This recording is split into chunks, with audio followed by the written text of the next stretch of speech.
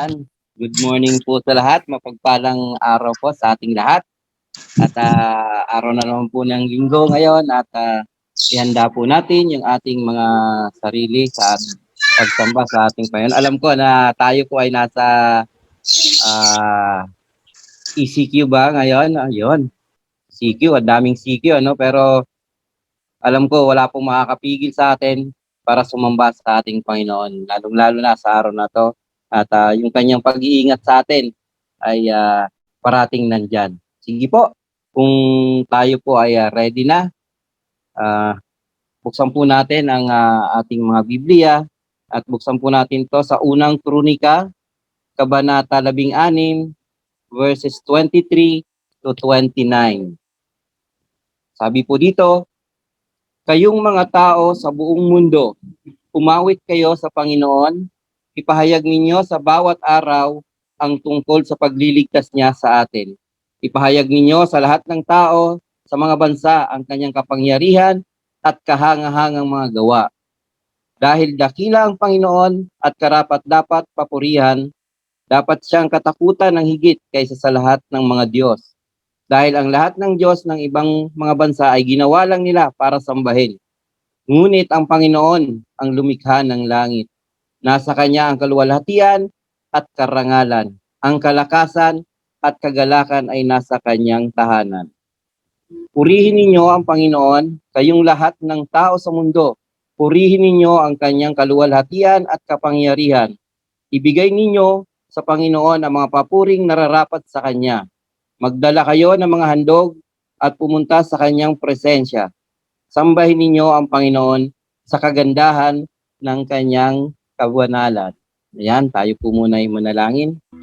Panginoon, maraming salamat po sa umagang ito, Panginoon. Salamat po sa grasya ng buhay, Panginoon. Salamat sa walang katulad na pagmamahal ninyo sa aming Panginoon. At salamat din po sa pag-iingat ninyo sa aming Panginoon, lalong-lalo na sa karamdaman na kumakalat niyo, Panginoon, sa COVID-19 na to, Panginoon. At maraming salamat po sa protection na pinagkakaloob niyo sa aming Panginoon. At kung kami man po ay nagkakaroon din ng mga medyo hindi magandang pakiramdam, Panginoon, karamdaman man, nandiyan po kayo at hindi niyo po kami pinababayaan. Kayo rin po siya nagpapagaling sa aming Panginoon. At maraming salamat po, Panginoon. Sa oras na to, kami po ay humihingi ng tawad, Panginoon, sa lahat ng aming mga nagawang pagkakamali, pagkakasala sa inyo, Panginoon, sa lahat po ng nagawa namin na hindi po naging karapat-dapat sa inyo, Panginoon. Patawarin niyo po kami, Panginoon, sa oras na ito, Panginoon. At kami po ay ihanda ninyo ang aming mga puso, ang aming mga kaluluwa, Panginoon, maging ang aming katawan, Panginoon. Ihanda niyo po kami sa oras na ito upang kayo ay sambahin, Panginoon, at papurihan kayo, Panginoon. At nawa po ay kami po ay inaalay po namin ang buong buhay po namin sa inyo, Panginoon. Sa inyo lamang, wala nang iba. Maraming salamat po. Ang lahat ng ito ay dalangin namin sa pangalan ni Jesus. Amen. Amen. Sige po, tayo po ay ihanda na po natin ang ating mga sarili at papurihan naman natin ang ating Panginoon.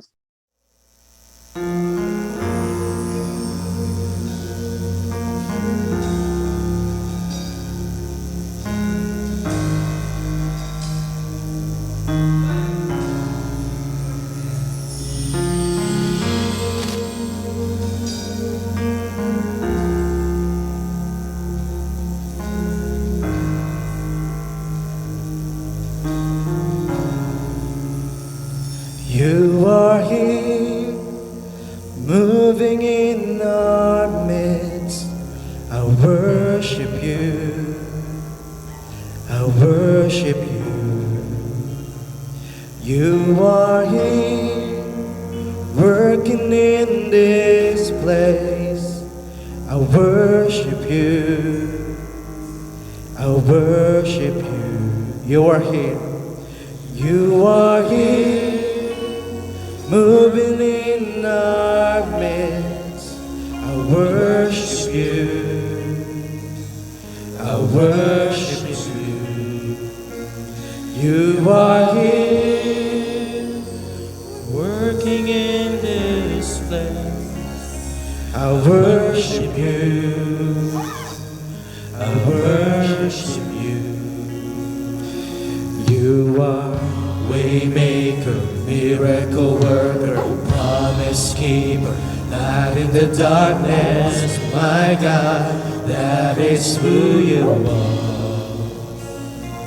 You are a way maker, miracle worker, promise keeper, light in the darkness, my God, that is who you are. You are here, touching every heart. I worship you, I worship you. You are here, healing every heart. I worship you, I worship you. You are here, you are here, turning lives around. I worship you, I worship you. You are here, you are here, you're bending every heart. I worship you, yeah, I worship you, yeah. Waymaker, miracle worker, promise keeper, light in the darkness, my God, that is who you are. You are waymaker, miracle worker, promise keeper, light in the darkness, my God, that is who you are. You are waymaker, waymaker, miracle worker, promise keeper, light in the darkness, my God, that is who you are. That is who you are, Lord. You're waymaker, miracle worker, promise keeper, light in the darkness, my God, that is who you are. That is who you are. That is who you are. That is who you are. That is who you are. That is who you are. That is who you are. That is who you are. That is who you are. That is who you are. That is who you are. Yes, Lord. That is who you are, Lord God. You're a way maker, miracle worker. You are our God. You are Yahweh. You are Jesus. You are Emmanuel, the Lord with us. And we worship you, Lord. We worship you. Even when I don't see it, you're working. Even when I don't feel it, you're working. Never stop working. You never stop working. Even when I don't see it, you're working. Even when I don't feel it, you're working. Never stop working. Never stop. Yeah, even when I don't see it, you're working. Even when I don't feel it, you're working. You never stop working. You never stop working. Even when I don't see it, you're working. Even when I don't feel it, you're working. Never stop. You never stop. Even when I don't see it. Even when I don't see it, you're working. Even when I don't feel it, you're working. Never stop working. You never stop working. Even when I don't see it, you're working. Even when I don't feel it, you're working. You never stop. You never stop.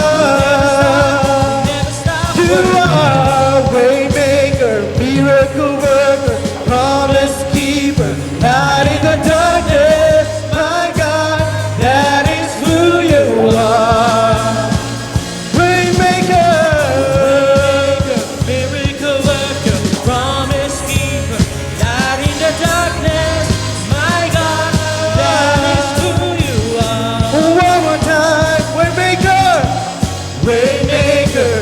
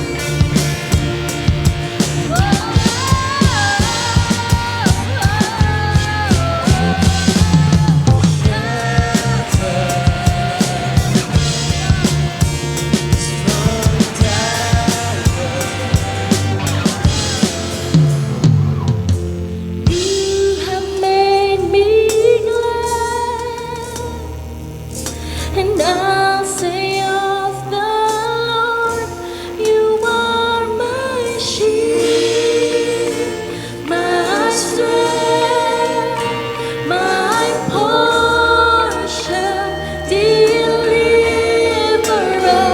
my shelter, strong tower, my very present help.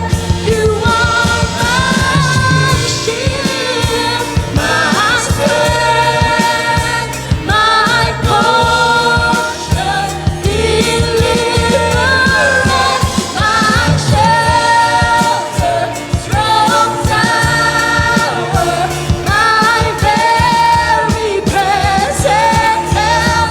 You are my shield, my strength, my portion, deliverer, my shelter, strong tower, my very present help in time of need.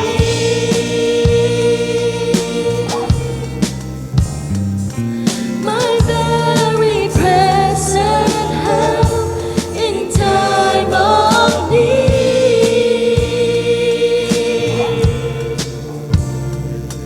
My very present help in time of need.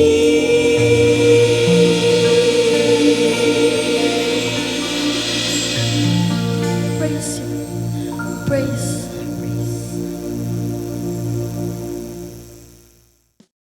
Dumako na po tayo muna sa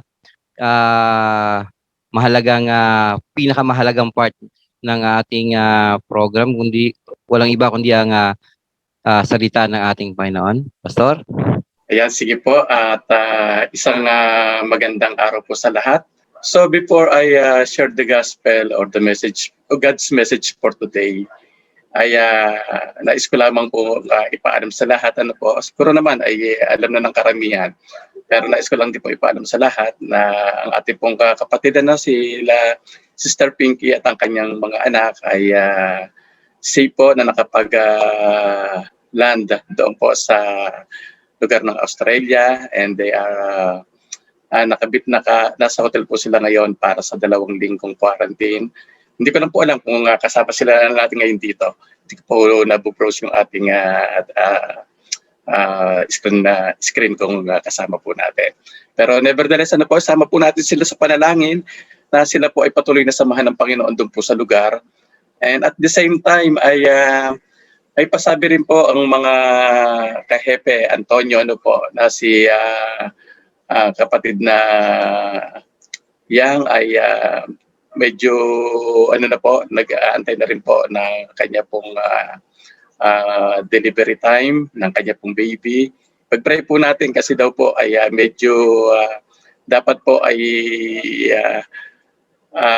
ika nga yung hindi ako sanay doon sa mga CMCM, ano, pero ang sinasabi ay dapat ay within the day ay manganak na siya, kung hindi ay baka daw ma-cesarean. Ilapit po natin sa Panginoon ang mga kapatid po natin ito, at siguro po special request po ito na pag-pray po ng lahat. Ay bigyan ko po kayo ng ilang sandali, ilang segundo ng personal po na pananalangin para po sa mga kapatid natin ito. Sige po, tayo po ay lumapit sa Panginoon.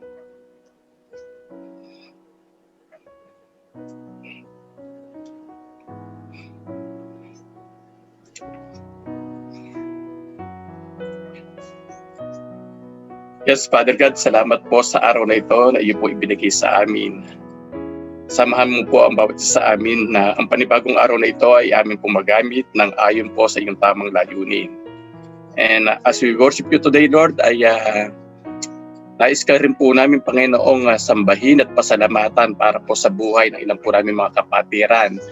At ngayon po ay amin po itinataas sa iyo pong harapan. Special request po, Panginoon, para po sa pamilya ng mga Tolentino, kay Sister Pinky at ang kanya po mga anak, na naandun na po ngayon sa Australia. We are praying, O Lord, ng iyo pong patuloy na pag-iingat sa kanila pong 2 linggong quarantine doon po sa hotel na kanila pong kinaroroonan sa ngayon. And we are praying, O Lord, na nawa po ay sa kanila pong naging pag-travel ay wala pong naging contamination ng virus na maaari pong nakuha sa travel. We are praying, O Lord, ng iyo pong pag-iingat sa kanila hanggang sa finally, Panginoon, siya po at ang kanyang pong pamilya ay magkaroon na nga po ng reunion doon po sa Australia. And Lord, tinataas din po namin sa iyo si kapatid na Yang na sa ngayon po, Panginoon, ay nag-aantay na lamang din po ng delivery ng kanyang pong baby. Lord, we are praying na nawa po sa iyo pong kalooban ay mag-normal po ang kanyang panganak at nawa po ihanda niyo po ang kanyang body upang sa gayong, Panginoon, ay yung pong transition na kanya pong pagdaraanan sa pagsisilang ng sanggol, Panginoon, ay maging isa pong maayos sa na kaganapan para po sa kanya pong buhay. We are praying, O Lord, ng iyo pong patuloy na pagpapalakas sa kanya pong body system as well as doon po sa baby na kanya pong iluluwal. Lord, salamat po at alam po namin na siya po ay nasa mabuting kamay at nasa iyo pong pag-iingat. Bigyan niyo po, Panginoon, ng tamang pagpapasya at karunungan yung pong doktor na sa kanya po ay umaasikaso. At nawa po, Panginoon, yung ito po ay magbigay po, Panginoon, ng joy, Panginoon, sa pamilya po nila, Panginoon, ito pong pagdating ng isa pong bagong sanggol sa pamilya. Lord, salamat po at patuloy po kami lumalapit sa iyo, Panginoon. At sa aming pong pakikinig ng iyong mensahe, buksan mo po ang aming mga mata at kaisipan upang makita namin at maunawaan ang mensaheng nais mong ipabatid sa amin. Help us to focus our hearts. Tanggalin mo po, Panginoon, ang anumang bagay na nasa aming puso na maaari pong maging dahilan upang hindi po kami makapag-focus sa iyo pong harapan. Let your word today give us peace, joy, and hope. Ito po ang aming panalangin sa pangalan ni Jesus na aming Panginoon at tagapagligtas. Amen. Amen. So, ang ating pong pag-aaralan sa umagang ito ay pagpapatuloy pa rin po ng ating serye sa aklat ng Kawikaan o Book of Proverbs. At pinamagatan ko po itong Sharpening One Another. Base po sa Proverbs chapter 27, verse 17. Basahin po natin ang sinasabi doon, bagamat nandiyan po sa screen, baka po maliit yung pong picture, hindi po mabasa yung sakto pong verse Ito po yung pong ating talata sa umagang ito. Proverbs 27:17, as iron sharpens iron, so one person sharpens another. At sa Tagalog, bakal nagpapatalim sa kapwa bakal, at isip ang nagpapalakas sa kapwa isipan. As iron sharpens iron, so one person sharpens another. Nung ako po ay nag-aaral pa sa seminaryo, ang talata pong ito ay madalas po naming naririnig. Pag may bago po kami professor, lagi po namin itong naririnig sa kanya. Paborito po itong i-quote Siyempre po, depende po sa pananaw ng aming mga nagiging professor, ang magkakaiba po namin nagiging karanasan patungkol po sa mga talatang ito. Para po sa karamihan ng aming po naging professor, iron sharpening iron means we are learning from one another. Natututo po kami sa isa't isa. Natututo kami sa aming pong professor. We got our learnings from our kapwa estudyante. At yung nga po, sa isa't isa po, nagkakaroon po kami ng mga learnings. At naalala ko po yung sabi ng isa po namin professor patungkol po sa aming topic na law of learners. Ang kanya daw po nasukatan ng pagiging isang matagumpay na tagapagturo ay ang makita na siya po ay mas nahihigitan ng kanya pong mga nagiging estudyante. Iyon po yung kanyang sukatan. Iyon po yung standard ng kanya pong pagiging teacher. At dahil siya po mismo, para po sa kanya, ayun pong siya po ay, kung mayroon din pong natututunan sa kanya pong mga estudyante, ito po rin ay isa pong maganda pong sukatan para po sa kanya. On the contrary naman po, may ilan din naman po kami mga naging profesor na ang pananaw po sa talatang ito ay hataw ng pagmamahal. Para pong hinatawa hataw ng may pagmamahal. O mayroon pong pagmamalasakit.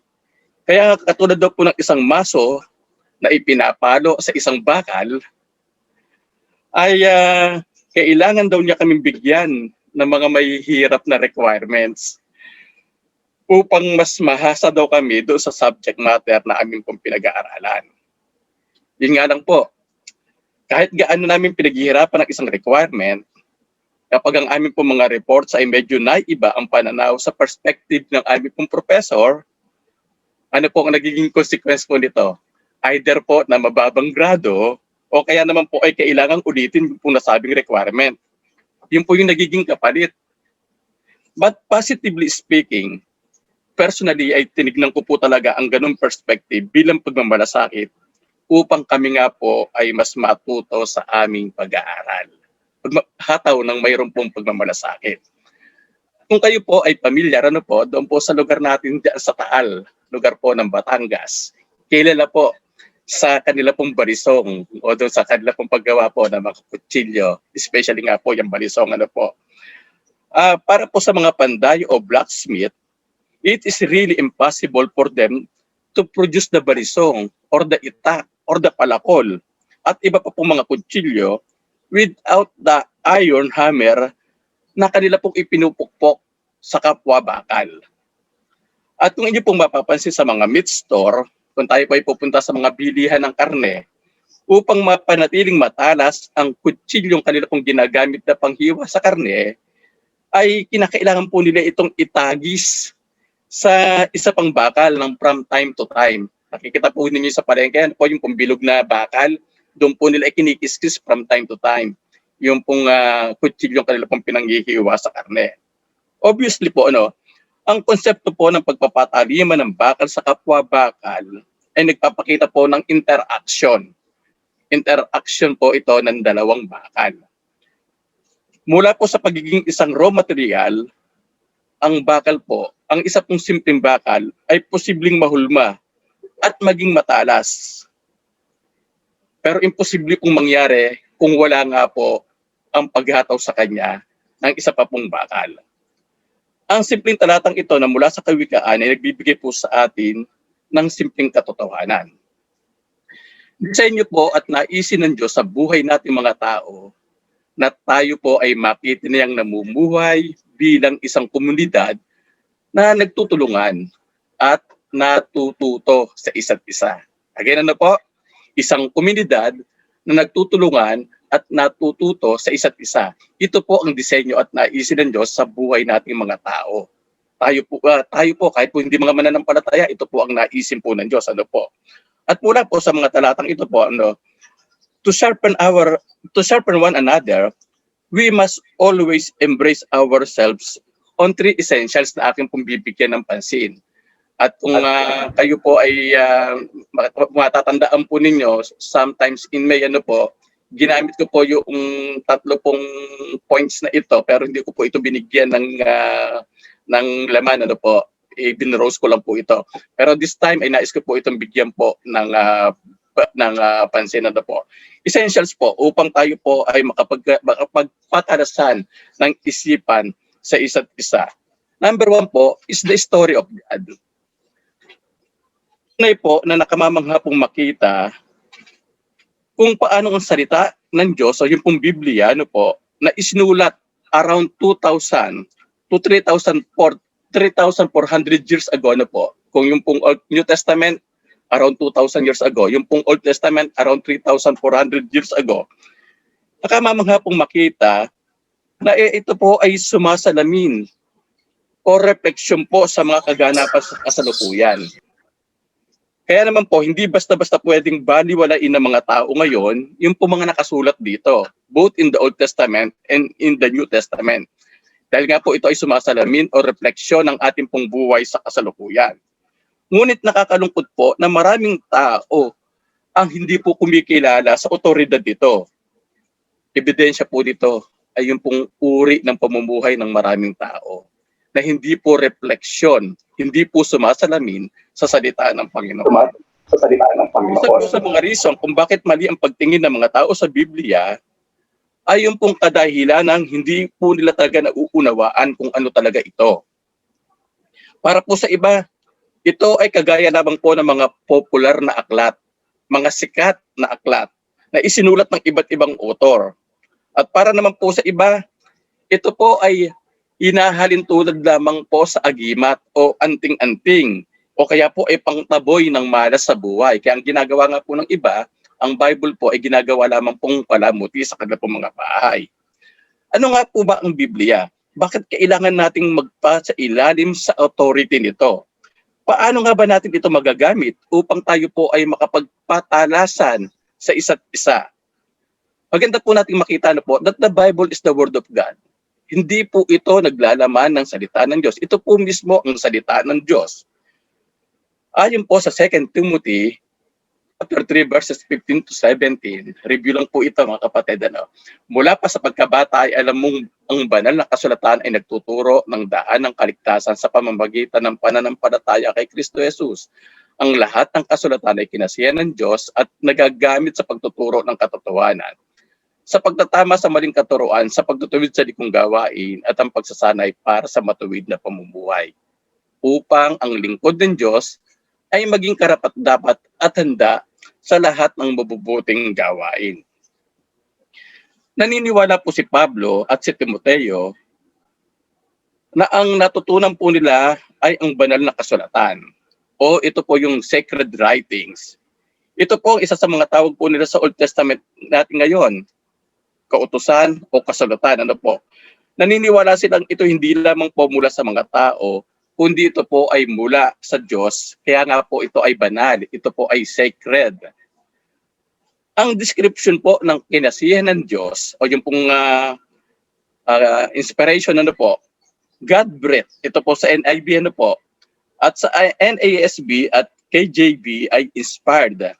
Ito po ay mula daw po sa salitang Griego na Theopneustos, na galing naman po sa mga salitang Theos, nang ibig sabihin po ng Theos ay God, at yung pong pneuma, na ibig naman po sabihin ay spirit, wind, o kaya po ay breath. Ibig sabihin po ang kasulatan ay hindi lamang po galing sa tao. Bagamat ang Diyos po ay gumamit ng almost 40 person, 40 individuals, para ito po ay maisulat. Pero ito po ay hiningahan ng Diyos, galing mismo sa bibig ng Diyos. Nagmula po sa Diyos, it has a divine origin. Sa gayon po, lahat po na nakasulat dito ay mga salitang nais ng Diyos na atin pong malaman. Hindi nga lang po sad to say, ayaw pong alamin ng marami pong tao. Ang Biblia po mismo ay nagpapahayag kung paano ang Diyos ay kumilos sa mga nagsusulat para gabayan ang kanilang pong isip at kamay sa pagsulat upang tiyakin na ang lahat ng nakasulat dito ay kung ano po ang nais po niyang maisulat. Kaya ang sabi nga po doon po sa 2 Peter chapter 1, 20 to 21, higit sa lahat, unawain ninyong walang makapagpapaliwanag ng alinman propesiya sa kasulatan sa sariling kakayahan, sapagkat ang pahayag ng mga propeta ay hindi nagmula sa kalooban lamang ng tao. Ito'y galing sa Diyos at ipinahayag ng mga taong nasa ilalim ng kapangyarihan ng Espiritu Santo. So since the Bible is the Word of God, then it carries with it the authority of God. The Bible, 39 books doon po sa Old Testament at 27 po doon sa New Testament, is the Word of God. It has absolute authority in our lives. Ayon po kay Wayne Grudem, ano po, the authority of Scripture means that all the word in Scripture are God's word in such a way that to disbelieve or disobey any word or Scripture is to disbelieve or disobey God. Si Wayne Grudem po ay author po ng systematic theology book. Isa po sa mga paborito ko pong basahin na theology book, ano po. How we treat the Bible is how we treat God. If we disrespect the Bible, then we are disrespecting God. If we are neglecting the Bible, then we are neglecting God. Kaya nga po, kung ang Biblia po ay tunay po natin pinanghahawakan bilang ang mismong salita ng Diyos, kinikilala po natin na ito po ay may authority sa ating buhay. Dapat lamang po talaga na mayroon po tayong ginagawang tamang pagtugon. Ano po ang mga simpleng bagay na pwede po natin gawing pagtugon na sa gayon po ay magamit po natin ito sa ating pong pakikipagtalasan ng isipan. Ano po? Una po, speak the word. Alamin, pakinggan, basahin. Kung nagsasalita po ang Diyos, ang lumikha sa atin at tumubos sa ating po mga kasalanan, hindi ba't gugustuhin nating malaman ang kanya po mga sinasabi? Aalamin po natin kung ano po yung kanya po mga kalooban sa ating pong buhay. Dahil ang buong Biblia po ay salita ng Diyos, dapat po tayo magkaroon ng disiplina, personal discipline, na tayo po ay nagbabasa po nito. From Genesis to Revelation. Dapat po, kahit tayo po ay meron pong tinatawag po na sama-samang journey sa pagbabasa ng salita ng Panginoon, personally, ikaw pa rin po, bawat isa pa rin po sa atin, nag-i-strive po na mabasa po ito from cover to cover. Pag sabi po natin cover to cover, ano po, mula po sa unang talata hanggang dun po sa dulong talata sa New Testament. Ano po. Hindi po yung first na verse doon po sa Genesis at yung pong dulo pong salita doon po sa Revelation. Hindi po ganun. Ano po. Kailangan po nating i-browse lahat. So seek the word of God. At kung ang bawat salita po dito ay galing sa Diyos, kinikilala po natin galing sa Diyos, dapat po natin bigyang atensyon ng mga ito at hindi lamang po ito basta-basta po natin babasahin. Ayon po sa pag-aaral, kailangan lamang daw po pala ng 72 hours and 40 minutes. 3 days po out of 365 days upang basahin ang buong Biblia. Katumbas lamang daw po ito ng 12 minuto sa isang araw upang sa loob po ng isang taon ay mabasa po natin ang buo, cover to cover ang Biblia. Kung medyo mabagal po magbasa, i-double mo na rin. And then 12 minutes, sabi mo ng 20 to 25 minutes, ano po, kayang-kaya po talaga ng bawat isa. Pangalawa po ay submit to the word. Ang ibig po sabihin, ipailalim po natin ang sarili natin sa otoridad nito. Let it govern our lives. Let it shape the way we think, the way we live, and the way we act. Kung salita po ito ng Diyos, hindi po ba hahayaan po natin na siya po ang pumilo sa buhay natin para po gawin kung ano po ang sa tingin niyang mabuti para po sa atin? Kasi ito nga po yung manual ng ating pong buhay. Mga kapatid, ano po, hindi po talo kung tayo po ay nagbabasa ng salita ng Panginoon. Hindi lamang tatalas ang iyong isipan. Gagamitin ka rin ni Lord para papatalas ang isipan ng iba. Kung ikaw ay patuloy na nagbabasa ng salita ng Panginoon. So when you read the Bible, don't just read it, but read it obediently and prayerfully. Yun po ang dapat po natin ginagawa. Ano po. At pangatlo po ay share the word. Kung may authority po ito at mayroon pong kapangyarihang bumago sa buhay ng tao at naranasan mo kung paano binago ng Word of God ang iyong buhay. Di ba? Hindi dapat na atin lamang po itong sarilinin. Ibahagi po natin sa iba. Hindi lamang po yung gospel, hindi lamang po yung John 3:16, hindi lamang po yung mga paborito po nating verse na from time to time ay atin pong ginagamit po sa evangelism. Kung ano po yung pong talatang ginamit ni Lord sa iyo sa araw na yon, sa isang particular na araw, binago ang iyong perspective, binago ang iyong buhay, bakit hindi mo ito i-share sa iba? So seek the word, submit to the word, and share the word. At ang second essential po, in sharpening one another, hindi lamang po yung pong story of God, which is the Bible, the scripture. Pangalawa po ay yung pong the servants of God. Bilang ikatlong hari po ng One Israel, isang nagkakaisang Israel, si Solomon po na humiling sa Diyos ng karunungan na higit sa ano paman, ay naging pamoso maging sa ibang kaharian. Maaaring ang kanya pong naging pamantayan bilang isang hari, pamantayan sa kanya pong pamumuno ay naging sukatan din ng ibang hari. By that ay masasabi po natin na marami po ang natuto mula po sa kanyang ipinakitang pamumuno.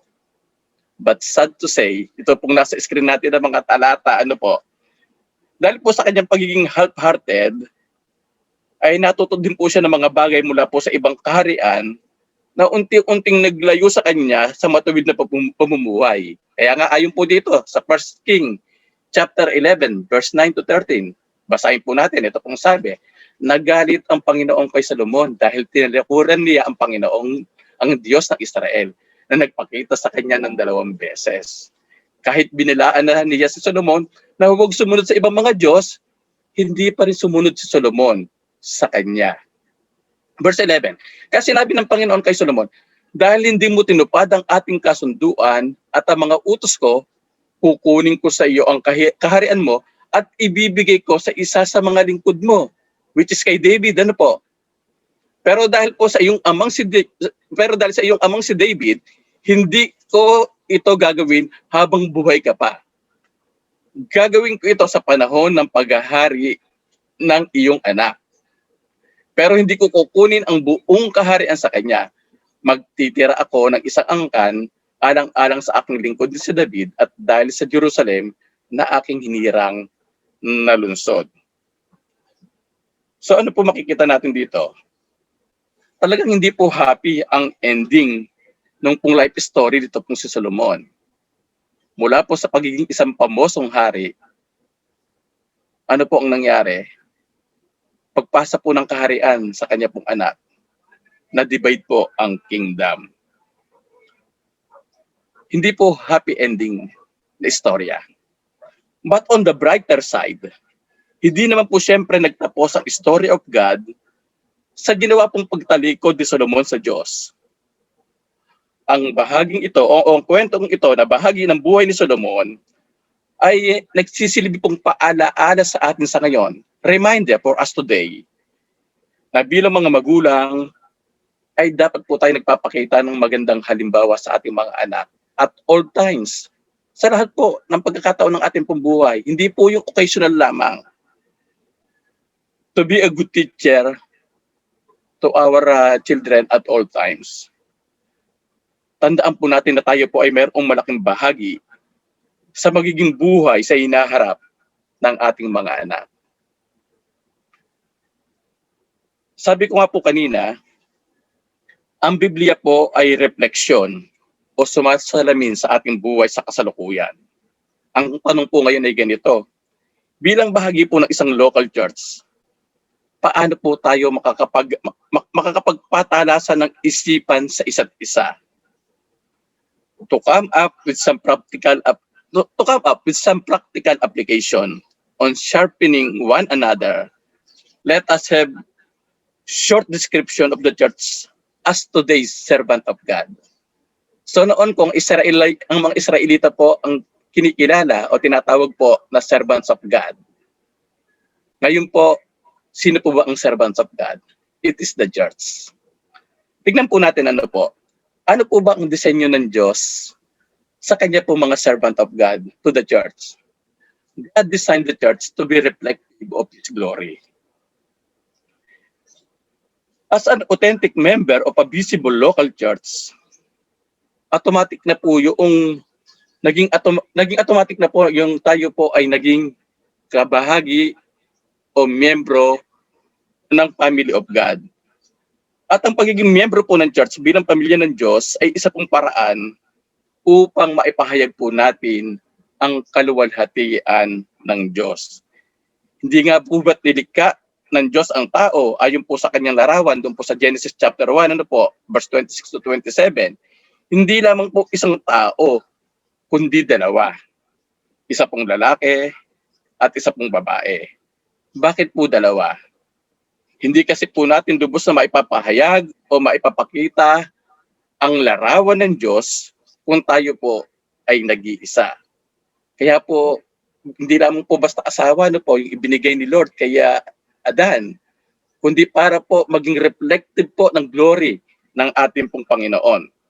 As a church, we reflect God's image in community and in relationship. Bakit? Ganun po kasi ang nature ng ating pong Diyos. Isang Diyos po sa tatlong persona, Father, Son, and the Holy Spirit. Sa ating pong doctrine of Trinity, naniniwala po tayo na mayroong pong community relationship sa 30 persona na ito ng Diyos. Patunay po nito ay yung pong bautismo ng Panginoong Yesus na bababasa po natin doon po sa Matthew chapter 3 verses 16 to 17. Ang sabi po doon, bumukas ang langit, bumaba ang Espiritu ng Diyos sa kanya at nagsalita ang Ama at sinabi, "This is my beloved Son with whom I am pleased." Kaya nga po kung ano po ang relasyon po nila, ay siya rin po dapat nating maging relasyon sa isa't isa. The second thing na makikita rin po natin as a servant of God, the church as a servant of God, God also meant the church to be redemptive in purpose. Nais po ng Diyos na tignan po natin ang iglesia bilang isang pamilya at tayo yung mga miyembro nito na mayroon pong ginagampan ng kanya-kanyang bahagi para po malubos ang ginagawa po niyang pagliligtas para po sa lahat ng tao. Ayon po sa Gawa, Kabanata 2, 46 hanggang 47, araw-araw sila nagkakatipon sa templo, masayang nagpipira-piraso ng tinapay sa kanilang mga tahanan at mayroong malinis na kalooban. At bawat nagpupuri sila sa Diyos at kinalulugdan rin sila ng lahat ng tao. At bawat araw ay idinaragdag sa kanila ng Panginoon ang mga naliligtas. Sino po ba naman ang hindi magiging masaya kung makikita mo na ang iyong church na kinabibilangan ay gumagawa ng impact sa mga tao sa kapaligiran? I do believe na maliban po sa pangangaral ng mga disciples na puspos po ng Espiritu Santo, ginamit din po ng Diyos ang mga bagong mananampalataya, yung po mga new converts, para po sa kanyang redemptive purposes. Tiyak naman po kasi tayo na doon po sa mga libu-libong nadadagdag po sa kanila sa bawat araw, hindi naman po automatic na yung po mga tao ngayon ay nagiging problem-free na kaagad. Natanggal na po lahat yung kanila po mga problema. But the gladness of their heart, yung pong kasiyahan sa kanilang puso, ito po yung naging instrumento. Upang sila po ay matuto, sila po ay ma-express po nila yung pong kanila pong mga natututunan mula po sa Diyos, mula po sa mga taong ginagamit sa kanila ng Panginoon. Hindi po problem-free, pero out of their learnings, nag-uumapaw po yung kanila pong kagalakan. At habang natututo sila sa mga nauna ng mga mananampalataya, doon sa mga nauna ng mga believers, sa mga nagtuturo po sa kanila, natuto rin po sa kanila yung mga taong nagmamasid lamang sa kanila. Naengganyo po. Yung po yung redemptive purposes, doon sa buhay po ng mga tao sa Book of Acts, na maganda rin po makita po sa atin, na habang tayo po ay nakikita, nagre-reflect po sa atin yung pong glory ni Lord, at ito po ay nagiging dahilan para po tayo ay makaakit ng ibang mga tao na lumapit din po sa Panginoon. Ako po ay nagpapasalamat sa Diyos para po sa buhay ng mga kapatiran natin, Kasi po may mga nababalitaan po ako, may mga nakakausap po ako ng mga kapatiran, na kahit po sila ay nag-i-struggle sa mga problema at iba't ibang issue sa buhay, ay nagagawa pa rin po nilang mag-disciple ng iba. Sa inyo po na nasa ganito pong sitwasyon, tandaan po ninyo ito, habang ginagawa ninyo iyan, nilulubos po ng Diyos ang pagbabago o transformation sa iyong puso. Hindi lamang ikaw niya tinuturuan, ginagamit ka rin niya para matuto din po ang iba. Kasi nga po, ang transformation ay nangyayari kung matututo po tayo magpapahalaga ng iba. Habang tayo po ay binabago ng Diyos, nagpapahalaga rin po tayo sa iba. We will never be transformed if we will remain selfish, kung mananatili po tayo makasarili lamang. At wala pong ibang iintindihin kundi ang sarili nating mga problema sa buhay. So salamat sa mga kapatid, pinupuri ko po ang Panginoon sa ating mga kapatid na kahit may mga problema sa buhay, they see to it na nagdi-disciple pa rin po sila ng iba. Nagiging cause of learning pa rin po sila para po sa iba. Ang iron sharpening iron ay nangyari sa mga pagkakataon na tayo po mismo ay natututo din sa pagtulong po na humarap sa struggle ng iba. Kung matatandaan po ninyo yung sitwasyon po doon sa Acts chapter 6.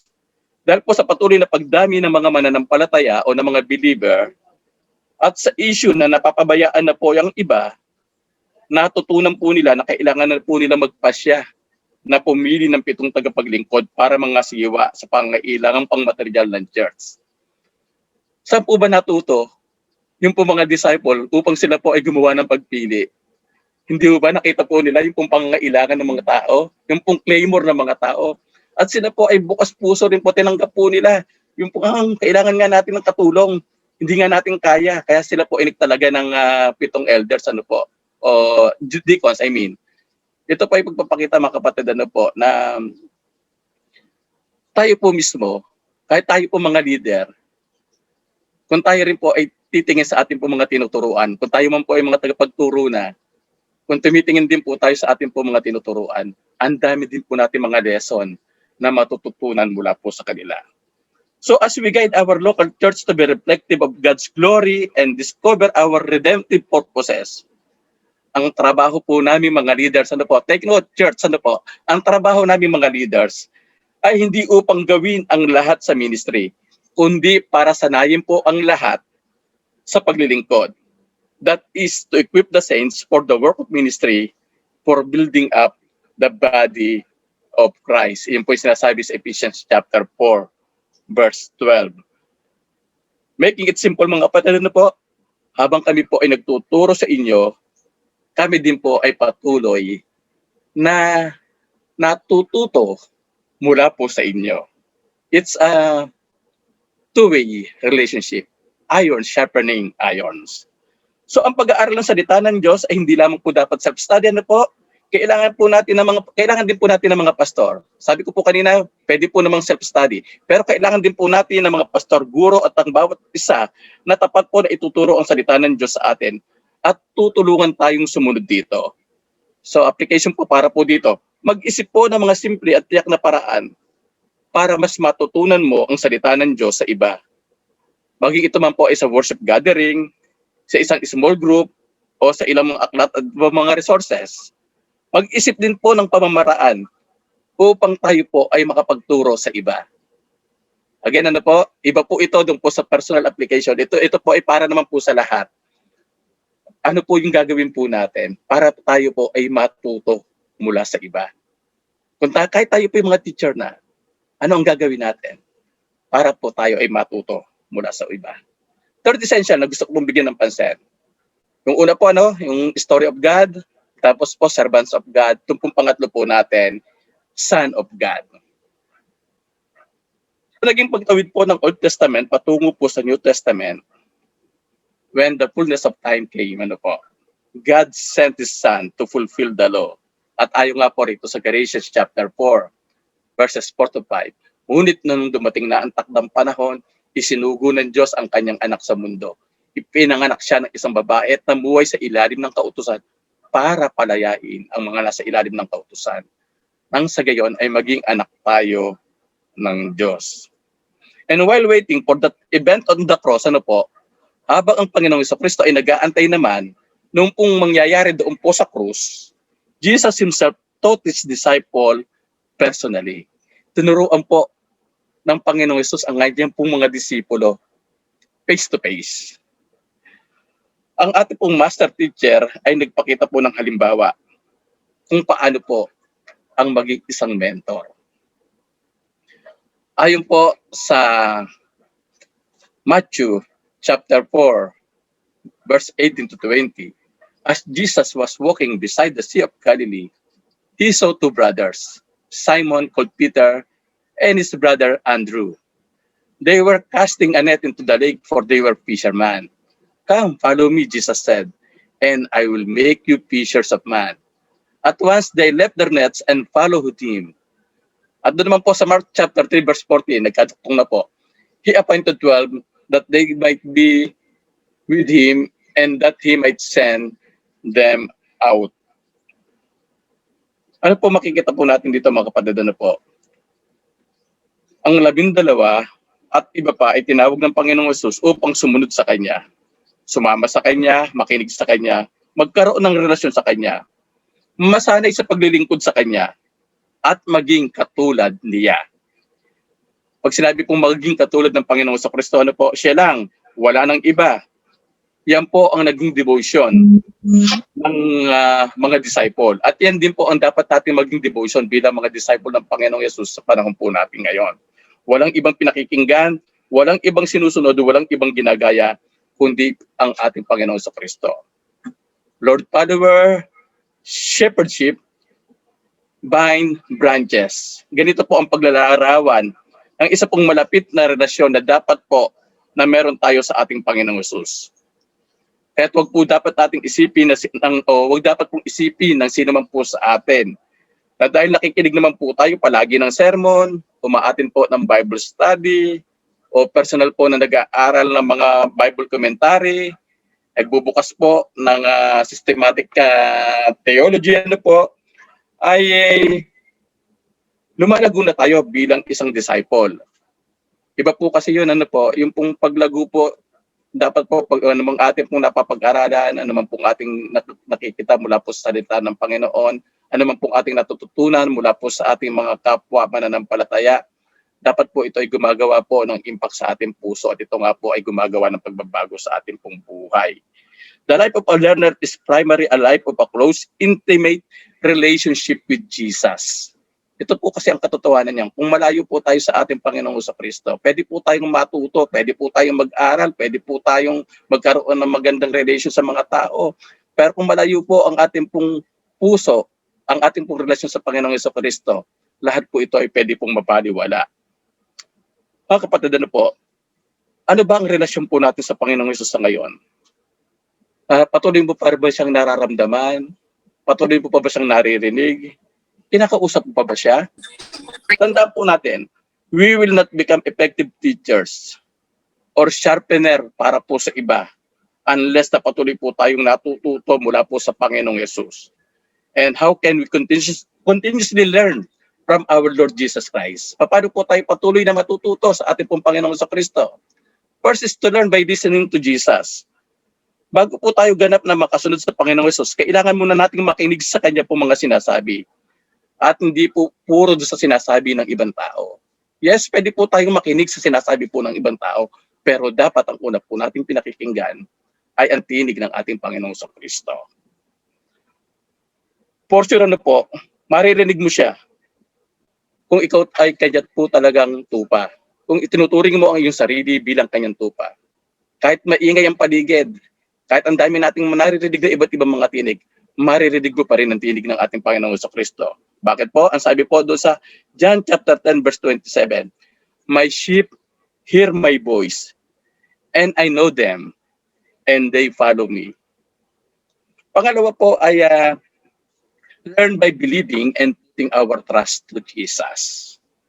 Sa panahon po naging pagkakatawang tao ng Panginoong Hesus, marami po ang nakinig sa Kanya pong naging pagtuturo.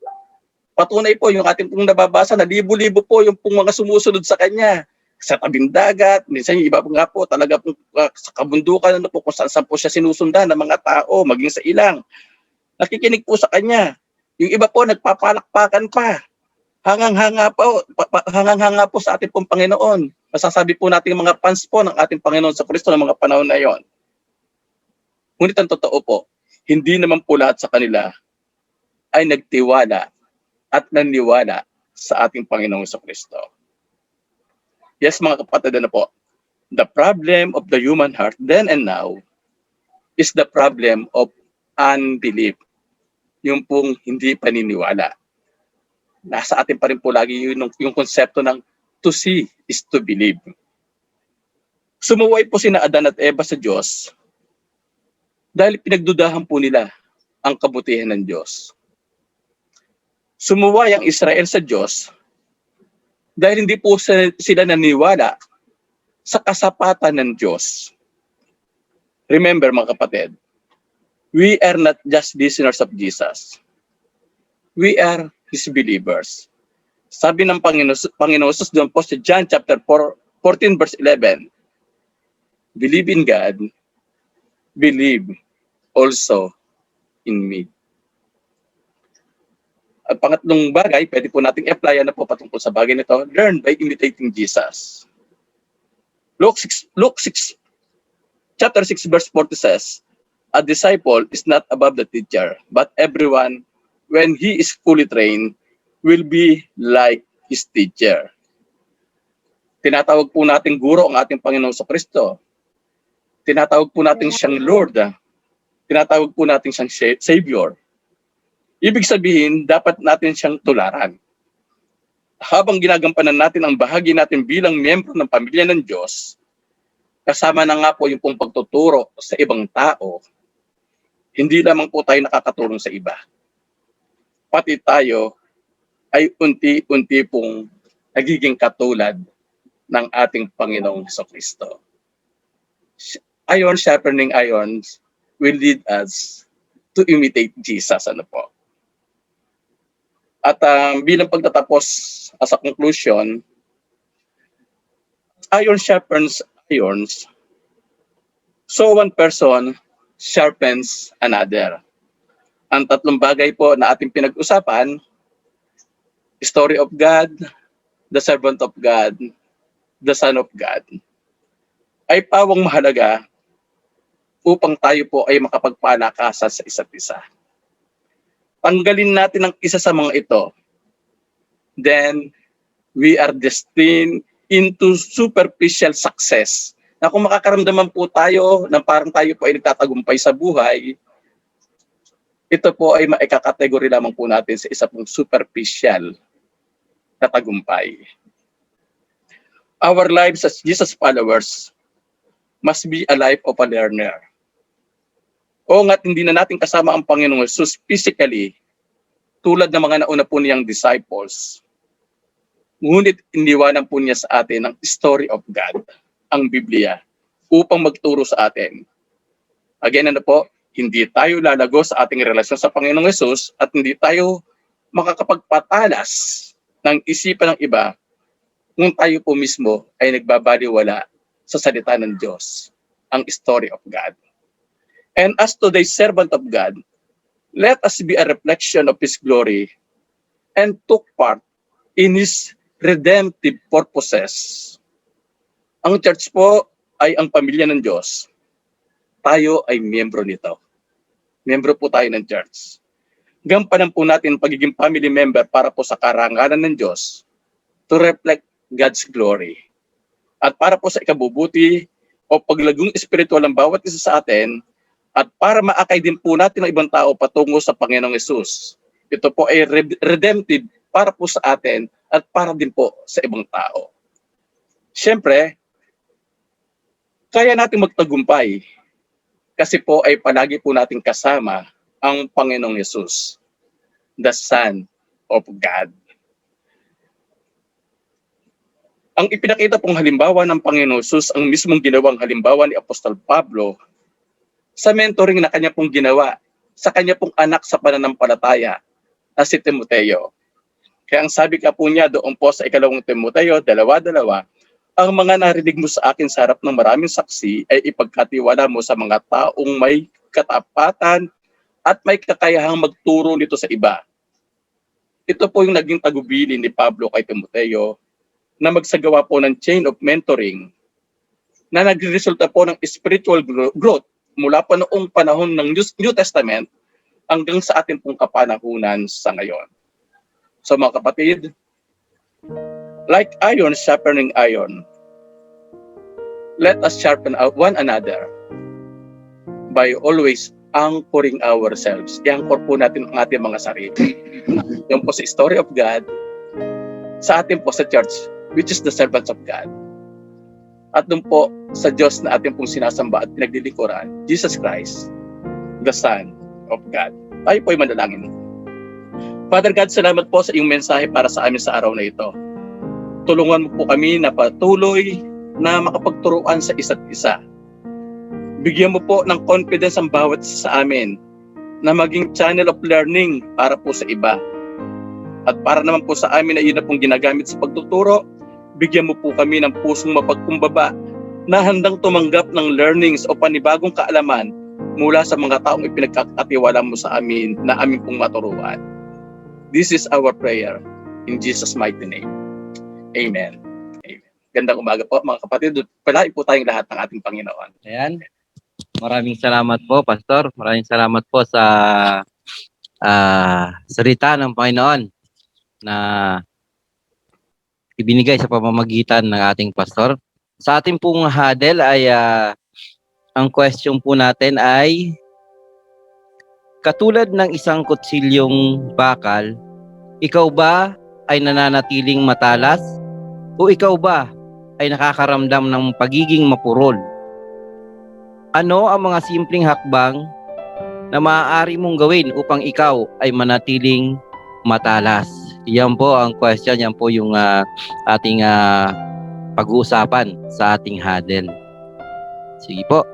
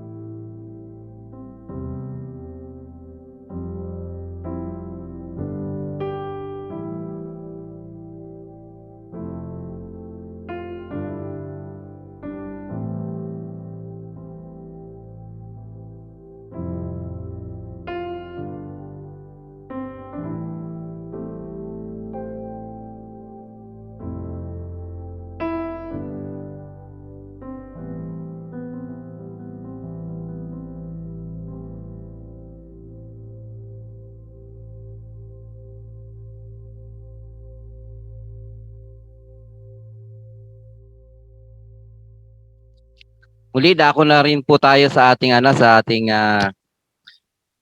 isang uri pa ng ating pagsamba sa Panginoon. Yun po ay ang pagbibigay ng tithes and offering sa ating Panginoon. Pagbibigay natin sa ating Panginoon. Sabi nga po sa Marcos chapter 12 verses 41 to 44. Sabi po doon, umupo si Jesus sa tapat ng Kaba ng Yaman, nakita niya kung paano naguhulog ng salapi sa Kaba ng Yaman ang napakaraming tao. Maraming mayayaman ang naghulog ng maraming salapi sa Kaba ng Yaman.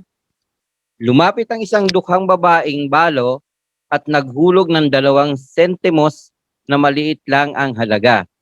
Tinanong ni Jesus ang kanyang mga alagad at sinabi sa kanila, katotohanang sinasabi ko sa inyo, ang dukhang babaeng balong ito ang naghulog ng higit na malaking halaga kaysa sa kanilang lahat na naghulog ng salapi sa Kaba ng Yaman. Ito ay sapagkat silang lahat ay naghulog ng mga labis nila. Ngunit siya, sa kabila ng kanyang karukhaan, ay inihulog ang lahat ng kanyang kabuhayan. Tayo po manalangin. Panginoon, maraming salamat po sa lahat ng mga ibinibigay niyo po sa amin, sa lahat ng provision, Panginoon. At nawa po ay kayo po ang magbigay sa amin ng kalakasan, Panginoon. Kayo po ang magbigay sa amin ng pagtatyaga, Panginoon. At maraming salamat po sa mga ibinigay niyo sa aming mga trabaho namin, na namin mga pinagkukunan namin ng aming pang-araw-araw na ikabubuhay, Panginoon. At nawa po ay kayo rin po ang siyang tumulong sa amin, Panginoon, upang ito ay aming mapalago, Panginoon. At nawa po ay makatulong ang higit, Panginoon, sa amin. Maraming salamat, Panginoon. Ang lahat ng ito ay dalangin namin sa pangalan ni Jesus. Amen. Ayan po, pwede rin po tayong magbigay ng ating mga tithes and offering sa ating treasurer, si Tita Tess, or pwede mo nating i-message ang ating assistant treasurer for pick up. Ayan, si Ate Rochelle. Pwede po daw natin silang i-message. At tumatanggap din po tayo ng tithes and offering sa ating bank name, sa ating Bank of the Philippine Islands, account number 003-173-7269-52. Ang account name po ay Jesus Wonderful Savior Baptist Church. Yan, para po sa ating closing prayer and benediction, tinatawagan po natin ng ating pastor. Okay, let's pray. Father God, salamat po sa oras na ibinigay sa amin upang kami nga po ay magtipon-tipon, magsama-sama. Hindi po dahilan yung pong aming pong mga location upang kami po ay pagbigay ng pagpupuri at pagsamba sa iyo. Lord, salamat sa mga bagamat nagkaroon nga po ng technical problem. Hindi rin po ito naging hadlang upang maibigay po namin yung pong aming best na pagsamba sa iyo. And we do believe, Lord, na ang panambahang ito, Panginoon, ay isa pong pleasing aroma sa iyong pong harapan. So Lord, muli, nilalapit ko po sa iyo ang bawat kapatiran. Patuloy niyo po kami samahan, Panginoon, sa panibagong isang linggo ng aming po mga buhay. Nawa po, Lord, ay ikaw po ang gumabay sa bawat pamilya. Nawa ay ibigay niyo po ang lahat ng mga pangangailangan, mga desires ng mga puso. Patuloy niyo po ibigay, Panginoon, ang iyong pag-iingat. Dito po sa panahon po na ito na pangatlong araw pa lamang po yung pong aming ECQ dito po sa NCR. Nawa po, Lord, ay maging effective po itong 2 linggong ito. Sa gayon ay yung pong tumataas po na dami po ng mga pasyente o mga na-infect ng COVID-19 ay muli na po itong bumaba. At nawa nga, Lord, po ay magamit po itong mga panahon na ito upang mas makapag-reflect po, hindi lamang po kami, kundi ang lahat po ng tao. So kung ano po yung talagang reason bakit po ito nangyayari sa amin sa ngayon. Alam po namin, Panginoon, na meron ka pong nais na ituro, hindi lamang po individually, Panginoon, kundi as a community, as a country, as a world, Lord. at maliwanag po sa amin sa ngayon, Panginoon, dapat pagkatiwala lamang po namin ang lahat sa iyo. Pero yung other reasons behind that, Lord, hindi pa po namin talaga na-decode until now. At ang aming pundalangin, Panginoon, bigyan niyo po kami, Panginoon, ng discernment sa aming mga puso, Panginoon. Upang sa anumang simpleng kapamaraanan ng bawat isa sa amin, Panginoon, ay maging bahagi na sa solusyon na nais niyo pong ibigay para po sa mundo dahil nga po sa virus o sa pandemya ang aming po nararanasan. Lord, salamat po at ang aming pong dalangin rin po, Panginoon, maging sa iba pong mga gawain dito po sa church na pansamantala rin po na mga nagre-recalibrate po ulit kami ngayon, Lord. Ang aking pong dalangin, Panginoon, patuloy niyo rin po kaming gabayan, bigyan po ng direksyon, bigyan po ng karunungan, Panginoon, sa mga tamang pagpapasya upang patuloy po kami makapag-adjust, Panginoon, sa iba't ibang mga sitwasyon na aming po mga nararanasan. Lord, salamat po at we are committing to you itong araw po na ito. Patuloy niyo po samahan ng bawat isa, Panginoon, sa pwede pa po namin magawa para po ito pong araw na ito, Panginoon, maibigay po namin yung best na pagsamba sa iyo, Panginoon. Hindi lamang po dito po sa online gathering na ito, kundi kasama po ang pamilya at anumang mga bagay na pwede pa po namin gawin. Ang pag-ibig ng Diyos Ama, ang kagalakang dulot ng ating pakikiisa sa Diyos Anak at ang patuloy na pakikipisan ng Diyos Espiritu Santo ay patuloy nawa nating maranasan ngayon at magpakailanman. Amen. Amen. Amen, amen. Ayan, muli, magandang umaga po sa ating lahat. At dako na po tayo sa ating mga pagbati, greetings and announcements sa ating pong may mga birthday. Ayan, si Tatay Eduardo Ambrosio sa August 14. Happy birthday po, Tatay. Ayan. Anniversary, yan, happy anniversary po sa mag-asawang Arnel at Ana Galit sa August 12. Yan, happy anniversary po sa inyo. Siyempre po yung ating prayer meeting every Wednesday ng alas 7 po ng gabi. Yan. At yung ating Bible reading for the week. Yan, dito na po tayo sa aklat ng unang Thessalonica, Book of 1 Thessalonians. Yung ating pong Bible reading for the week. Yan, muli, magandang umaga po sa ating lahat. Nawa po ang pagpapala ng ating Panginoon ay mapa sa atin. Maraming salamat po. Dako na po tayo sa ating closing song. Alright, church. Bago po tayo maghiwa-hiwalay, let's sing with a joyful heart, giving praise.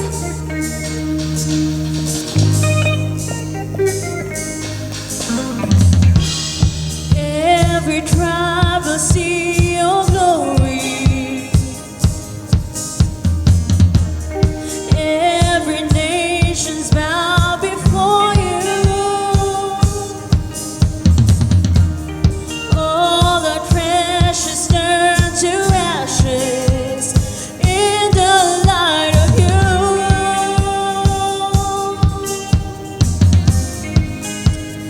As we're singing, holy is the Lord Almighty. Holy you are worthy, worthy of it all. Every tribe will see your glory. Every nation's bow before you. All the precious turn to ashes in the light of you.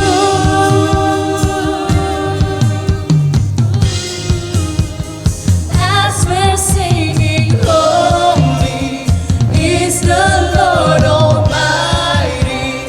Holy you are worthy, worthy of it all. Praise and glory, honor and strength unto our God, unto our God. Your matchless, endless, love unrestrained. This is our God. Every tribe sing praise and glory, honor and strength unto our God, unto our God. Matchless, endless, love unrestrained. This is